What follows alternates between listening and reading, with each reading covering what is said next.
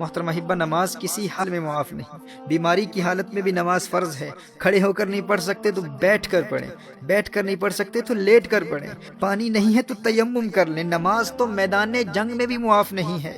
محترم احبہ، نماز چھوڑنا تو بہت بڑی بات ہے، تارک الصلاۃ ہونا تو کجا۔ ہمارے اسلاف تو اس تصور سے بھی ڈرتے تھے کہ کہیں نماز میں سستی کرنے والوں میں ان کا نام نہ لکھا جائے، یا نماز ضائع کرنے والوں میں ان کا شمار نہ ہو جائے۔ حضرت عبداللہ ابن عباس رضی اللہ تعالیٰ عنہما کی آنکھ میں پانی اتر آیا۔ لوگوں نے عرض کیا کہ اس کا علاج تو ہو سکتا ہے، لیکن چند نمازیں قضا ہو جائیں۔ آپ نے فرمایا یہ نہیں ہو سکتا۔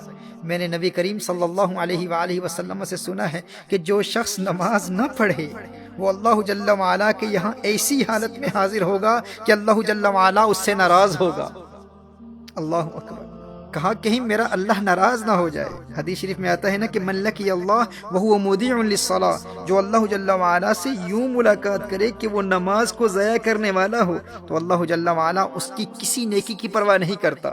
وہ خود کو نیکوکار سمجھے گا کہ میری اور تو بہت نیکیاں ہیں، ٹھیک ہے میری نماز قضا ہو گئی تھی لیکن میں نیک تو ہوں، میں صدقات دیتا ہوں، میں نے مسجدیں بنائی ہیں، میں خدمت خلق بجا لاتا ہوں، میرے اخلاق اچھے ہیں، یعنی اس کی اور بے شمار نیکیاں ہوں گی۔ وہ روزے دار بھی ہوگا، اس نے حج بھی کیا ہوا ہوگا، وہ خدمت خلق بھی بجا لاتا ہوگا، صدقات بھی دیتا ہوگا۔ وہ کہے گا کہ میری اور بے شمار نیکیاں ہیں، میں ایک اچھا انسان ہوں، کبھی کسی پر ظلم نہیں کیا، میں نے کبھی کسی کو مارا نہیں ہے، میں نے کسی کو کوئی تکلیف نہیں پہنچائی۔ کہا کہ اگر وہ تارک الصلاۃ ہے، اگر اس کی نمازیں ضائع ہو جاتی ہیں، اگر وہ نمازیں قضا کرتا ہے تو اللہ جل وعلا کو قیامت کے روز اس کی کسی اور نیکی کی پرواہ نہیں ہوگی۔ یہ حضور اکرم صلی اللہ علیہ وسلم کی حدیث ہے۔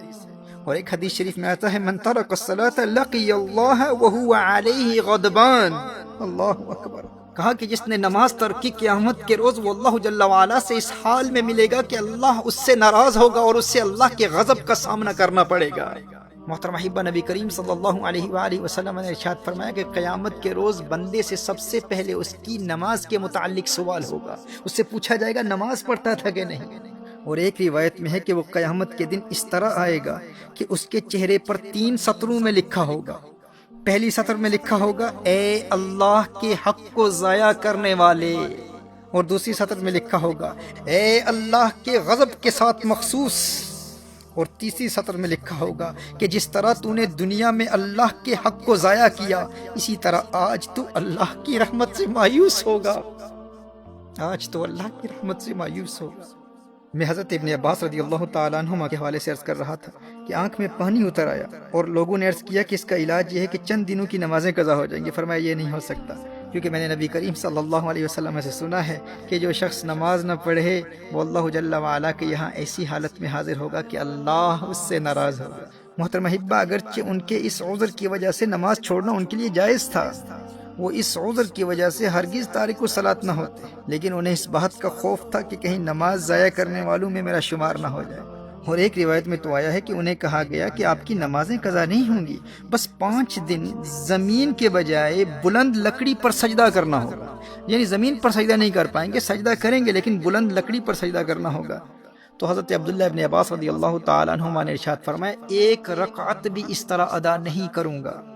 میرے دوست، جسے سجدے کی لذت مل جائے وہ کہتا ہے کہ بھائی بینائی جاتی ہے تو جاتی رہے، لیکن ایک سجدے کی لذت سے جو روشنی اور بینائی دل کی آنکھ کو ملتی ہے، اس کا مقابلہ و موازنہ ماتھے کی آنکھ کی روشنی سے کہاں کیا جا سکتا ہے۔ وہ ایک سجدہ جسے تو گراں سمجھتا ہے، 1000 سجدوں سے دیتا ہے آدمی کو نجات۔